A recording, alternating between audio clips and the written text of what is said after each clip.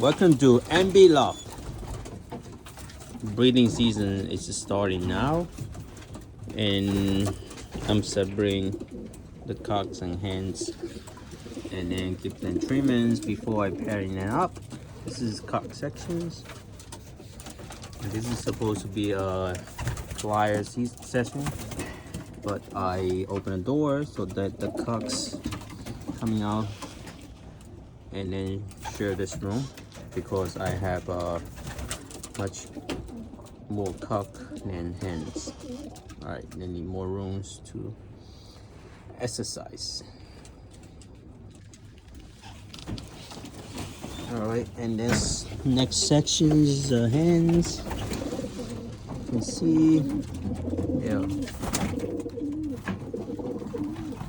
it's 9 hens in the sections, and 2 of them is young lay hatch this year.